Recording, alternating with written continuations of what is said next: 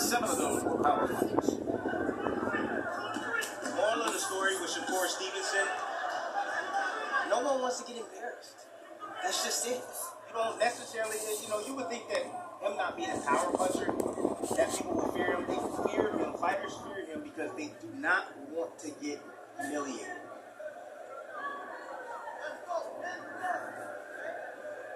You're trying to corral Davis in that corner.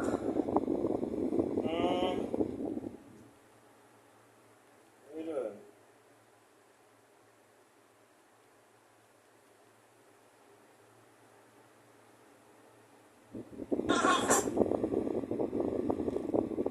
It.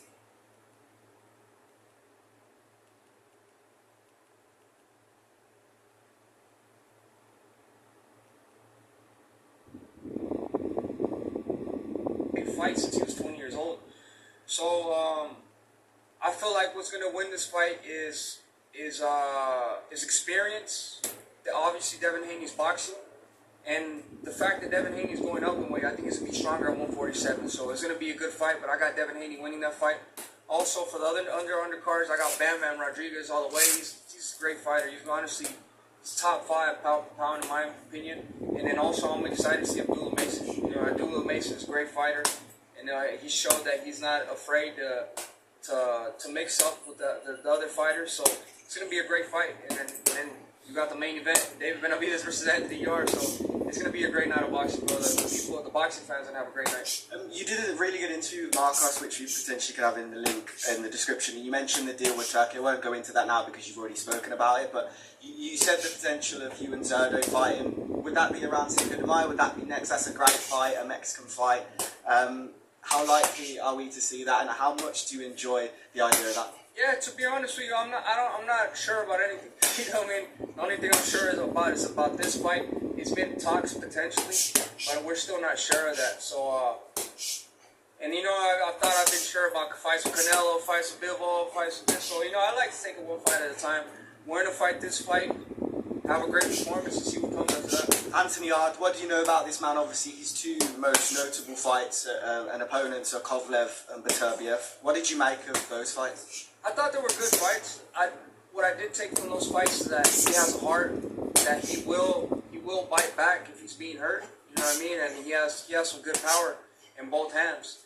But nonetheless, he got to stop both fights. I feel like if he was a good fighter, he would have been world champion already. If he was on that caliber. I showed I'm on that caliber. I've been world champion since I was 20 years old. You know what I mean? I have multiple titles.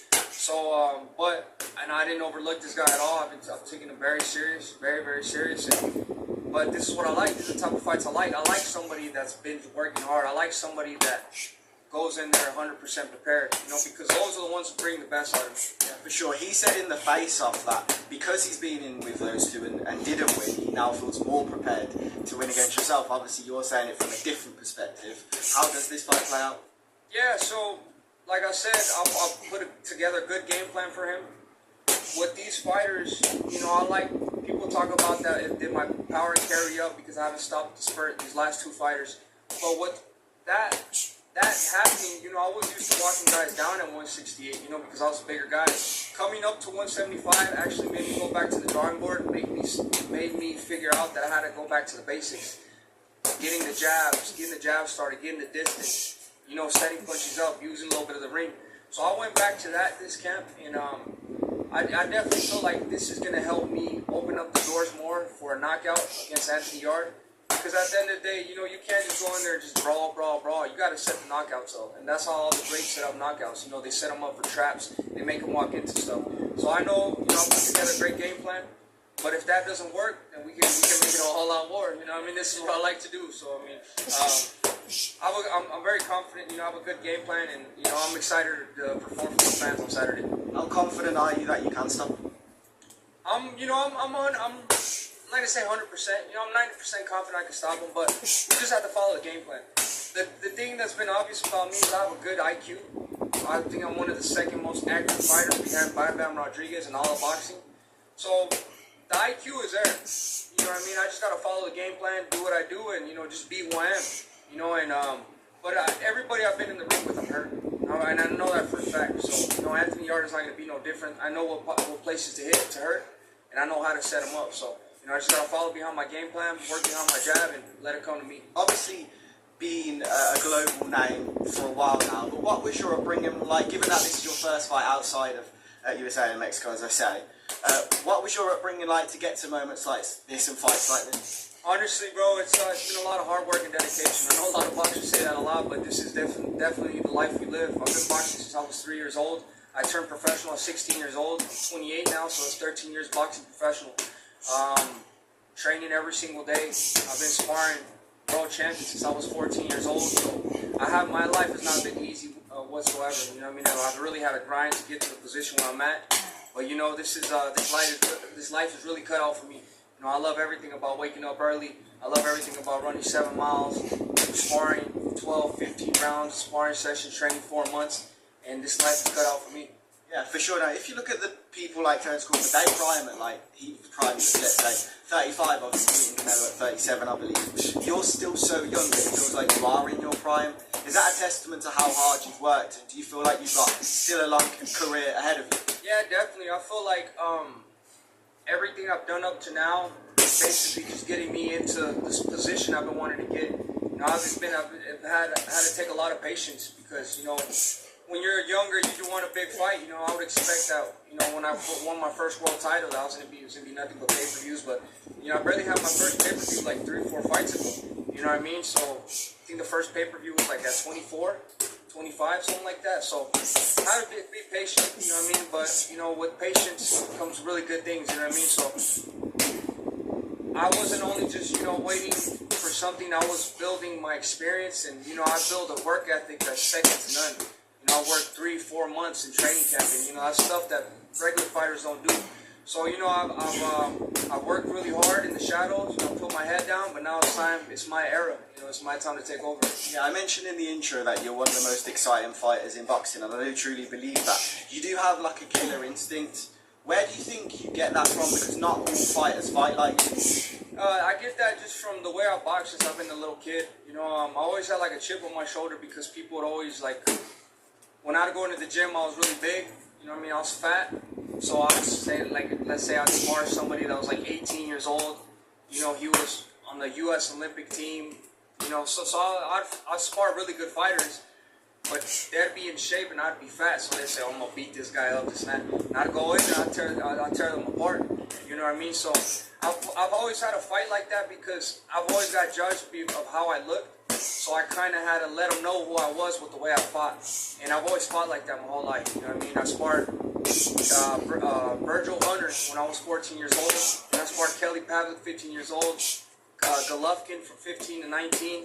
So I sparred all these world champions, man. So, and then I only have 15 amateur fights, but when I would get in there sparring these pros, you know, it was basically a fight. Because they're trying to knock me out. They're trying to make a point too. So that's how I learned. I've fought with that killer instinct because I've been competing with the best of them, you know, since a little kid. You know, so that's why I fight the way I am today, because that's the only way I know how to fight. Finally then, I appreciate your time. It's been a really good interview. You said to Marcos in that interview that you wanted to start your own promotional company. You didn't go into it, but obviously you're already a world champion now. How do you plan on making this happen? I think that's a really exciting idea. Yeah, so my contract is about to be over soon. So I think it's just what every big fighter does, you know what I mean? They make their own promotion company and then they start working directly with the promotion company. Whether it's going to be called Riyadh, I'm not sure yet. Probably Monster Promotions. Whether it's Riyadh season, ABC, Golden Boy, any of them guys, you know what I mean? I'm just excited to keep putting on great performances and, you know, just start my own stuff. You know, I've dedicated, you know, I've dedicated to the promotion companies for 10 years, you know what I mean? So I've done my part. So now it's time, you know, to make my own promotion company. I appreciate your time, everyone who's interviewed you. Said you're a great person, a great fighter, and good to speak to you. And it's been exactly that for me today. So I appreciate your time. Thank you, brother. Appreciate that. Thanks so much. Thank you.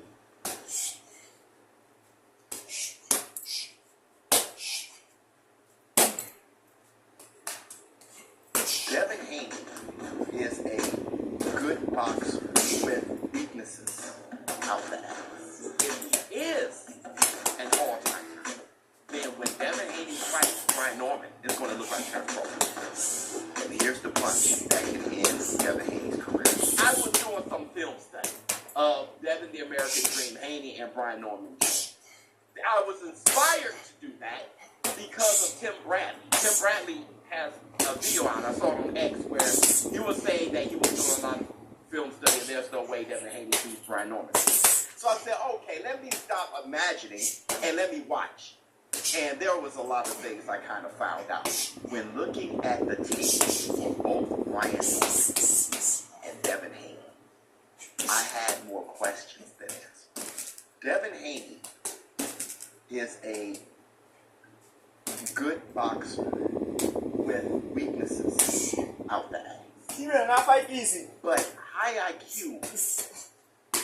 But does he have high IQ? It's a... So Devin Haney's bigger, faster, younger than everybody he fights. Right? Goes up against Lomachenko. I think he was wrong. We can argue that all day. But Lomachenko will guy and have to box with a boxer because that's his style. Box with him and they do whatever. But Devin Haney's humongous. He's Terrence Crawford size. But he's fighting that lightweight. Right? What did Lomachenko say? Look at him. He's a heavyweight. Right? So they can't reach him. They're a bit over the hill. He has his weight. Doesn't really have much power. Gets rocked against Bernard. Finally fights somebody his age, who can match his speed and his height and his size. Ryan Garcia. Ryan Garcia. All of a sudden, he gets shell-shocked after that. Ryan Garcia on Ostarine power that he's shell-shocked about is still not touching Brian Norman Jr.'s power. I think Brian Norman is a harder puncher than Ryan Garcia. So after Ryan Garcia, he fights another guy in Ramirez who's a bit over the hill and goes back to what he's used to. Most of his career, his young career, he was in Mexico. So those are the guys. So slow with his feet, pretty stationary. Devin Haney sticks and moves and run away with the fight. Literally run away with the fight. Now I look at Brian Norman Jr. Brian Norman Jr. There are two Brian Norman Jr.'s, and I think I know why. There was a Brian Norman Jr. before he became champion. That Brian Norman Jr. didn't fight that way. He didn't. I'm going to be honest. When I watched him, I was a little disappointed. A savage, yes, but I didn't think he had a lot of abilities. He didn't fight that well, but that doesn't mean he's not a good fighter. The reason why I say that is because after he became champion, he became this poised, high IQ fighter. The fighter that you've heard about, who sparred Tank Davis, who sparred Terrence Crawford. This guy who's been making his bones to get his respect in the gyms, that guy shows up after he becomes champion. But that's only like 2 fights, right? Said Hillen, you said Jan, but you look at him in that fight, and you're like, yeah, he's boxing pretty crappy. And you start to think, maybe there's 2 Brian Normans because he didn't fight that well the first time because he was trying to make sure he was a violent fighter, a must-see fighter for Top Rank. So he was trying to be a savage and just go for the KOs, and he wasn't patient. Because he just became this poised fighter. But does that mean he's a good boxer? So I have these questions about both. People have been saying this for a long time. Devin good, but he's not a generational talent like his contemporaries. His best quality is his work ethic. Okay. If he is an all-time, then when Devin Haney fights Brian Norman, it's going to look like Terrence Crawford versus Errol Spence. If he's an all-time talent, that's how it looks. That's how it looks. He dominates him, and it looks like that. He drops him and everything. If he's a great talent, it looks just like Terrence Crawford versus Devin Haney. Errol Spence. The only problem is it's hard to imagine that. because when Devin Haney did move up, he got dribbled off the canvas with Ryan Garcia. Right? Either way, he got touched. Right? 6 billion on the Grand Phosphorus made all the difference, fine. But either way, he got touched with those punches time and time again. Right? And this chin couldn't hold up. He got dropped. Right? Dribbled off the canvas. When Terrence Crawford moved up, he's knocking everybody out. Moves up again. He looks a little slow and a little weird against Madrigal, but then he dominates Canelo Alvarez. Different kind of difference. Also, Terrence Crawford is very strong on the inside. He can wrestle. Devin Haney is not good at all in the clinch on the inside. He's not good at all. So the fight Devin wins the fight on the outside. Brian Norman wins the fight on the inside. But when I said that Devin Haney wins the fight on the outside, Brian Norman wins the fight on the inside. The problem is, when Devin Haney jab, that's Norman's invite to the inside. Meaning Devin Haney has to pair every jab with a 2 or a 2-3-4. He's going to have to fight Brian off of it. That jab will be his imitation. Brian does it all the time. I was watching. Brian, he level changes, and then as soon as you jab, he goes, and then he comes in. It's a bad thing, though.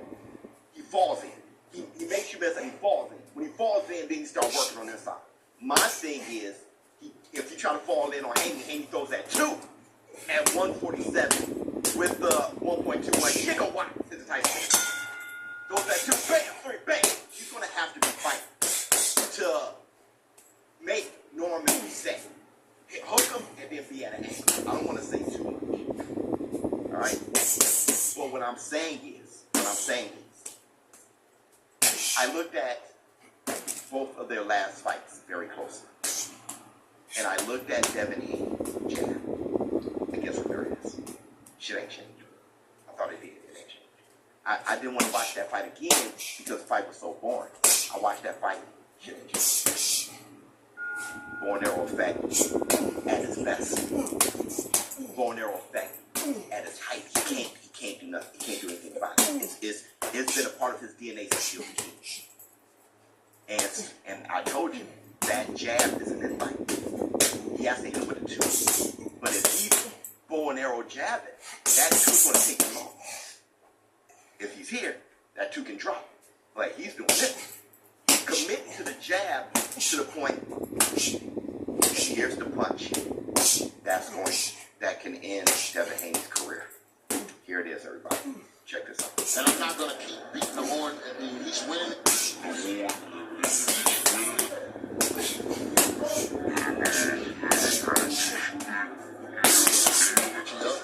Shocking. Shot by Norman.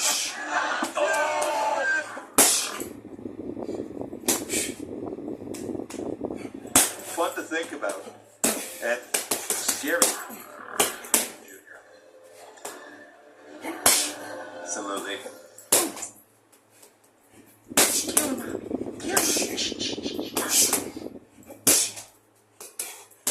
You know why that scares me? You want to know why that scares me? Brian Norman Jr. is deceptively fast. He's a better athlete than people know. Hand-eye coordination better than you think. IQ better than you think. It scares me because Brian Norman loves to counter the jab. He waits for the jab, that's what he does, to wait for the jab. Devin Haney, that's his best punch. And Devin Haney commits to the jab. All Brian Norman does is wait for the jab. It's kind of like Canelo, which is why Bivol, Terrence Crawford, and Floyd had an adjusted jab for Canelo. They had the jab already out there. And poked, bang, bang, bang. They kept it out there. But when you commit, that's why Canelo beat those taller guys all the time. What Mr. 6 Weeks did, Brian Norman Bates, he threw the jab. I forgot the guy's name, the Asian guy. He threw the jab, and he waited for his jab. That was predetermined. That's why it was so clean. He parried it, and then he hooked it. He's going to be waiting for Devin Haney's for an arrow effect, because Ryan did. Ryan did it just like this. First round, bam, bam, and stop doing it. We can say it all day long. We've said it forever. I don't know if Ryan Garcia can stop cranking the phone. People got bad habits. Not only is he going back this way, he's going back this way. Look, society. Yeah, look. Check it out. Check it out. And I'm not gonna keep beating the horn and he's winning.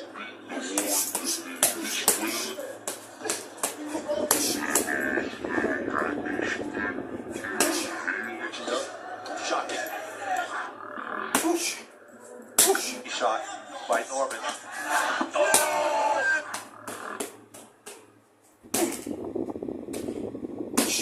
Fun to think about. And scary. Brian Norman, that boy's athletic. He can explode. Pause. He can be, unlike Ramirez. Ramirez can stay planted and reach. Brian Norman can leap and jump. Pause. Perry leap. He can cover the distance. That's what I mean by athleticism. Bang. He has that athleticism. Look at his calves and everything. Yo, Devin could be winning a fight just like that. Yo. That's what scares me about the fight. Now, Devin Haney can definitely win the fight. Sure. Devin Haney can win the fight, like I said, by staying responsible, but he just hasn't done it. Because nobody can make him pay for it. The only person that made him pay for it was Ryan. But y'all said that it was only the Oscar ring. And I said, don't say that shit. Then he sued for the Oscar ring. Don't say that shit. The ball. Look at what you did wrong so you can correct it. Because Ramirez did the same thing. But like I said, y'all not good fans of whoever y'all fan for. Fanboys are kryptonite to the guys because they just suck them off. And they think I'm hating. Brother, don't think about the Oscar ring. Correct what you did wrong, technically. Ramirez, born out. And I'm saying this because I love it. What we have to do, in my opinion, is be double, triple up the check and make sure that you throw in combinations. That right down the stiff, right down the pipe, bam. And you got to make Brian reset all night. If you do it right, you can make it look like Terrence Crawford versus Errol Spence. My thing is, I have no faith that the Bourne Arrow effect will be gone. Come on. The thing about Brian is so gangster. He's such a savage. He's showing up with a white tee. He's fighting the security guard. He's bleeding out his nose, breaking another person's nose, spitting out blood out his mouth. You know, the guy he's just a savage with it. He feels that as you're boxing, I can beat you up. Okay, I can't outbox you right now. Let me beat you up. And now, then, you start fighting back. Now, let me box you.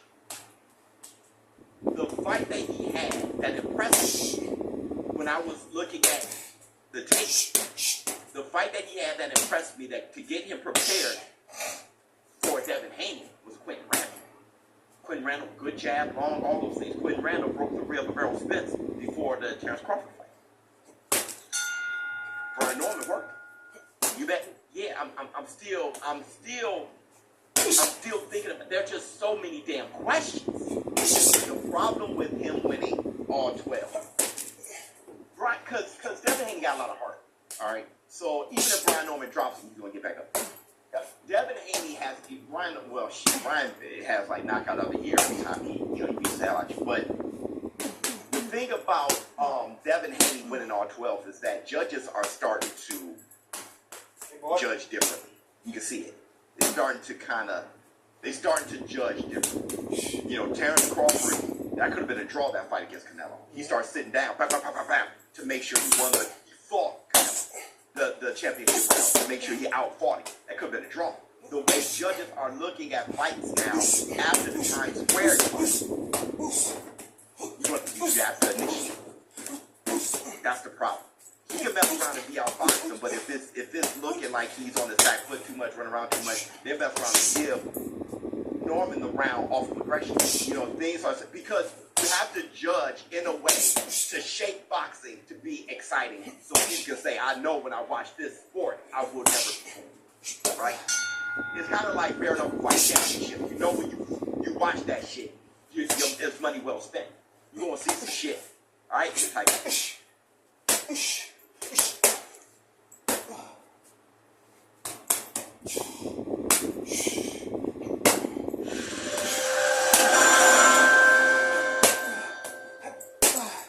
Devin Haney and Brian Norman Jr. will meet in the Ring 4 card in Riyadh on November 22nd for the WBO Welterweight Championship. After becoming a two-weight world champion, Haney suffered his first professional loss to Ryan Garcia, a result later overturned to a no contest after Garcia's failed drugs test, which only built up more anticipation for the potential rematch. And to rebuild the momentum for the fight, Haney decided to move up in weight and face Jose Ramirez at a catch weight on the Ring card in Times Square, taking a very conservative approach, staying on the back foot and controlling the fight with movement and his jab. While effective, it left many fans disappointed in his unwillingness to engage. There was also the sense Haney wanted to guarantee the Garcia rematch, something Ryan Garcia failed to secure after a disappointing loss to Rolly Romero, killing this fight from happening next. Fights with Boots Ennis and Teofimo Lopez were discussed, but neither materialized. So now, the hard-hitting Brian Norman Jr. steps in, ready to take his shot at getting a marquee win over one of boxing's most skilled technicians. So today in the ring, let's take a look at both men and how this fight can play out. First off, let's start off with Devin Haney, and this is a huge fight for him in terms of becoming a three-weight world champion and adding to his legacy. However, having spent years cutting down to 135 and even to 140 pounds, Haney now enters a division filled with naturally better, stronger fighters, and most likely, heavier punchers.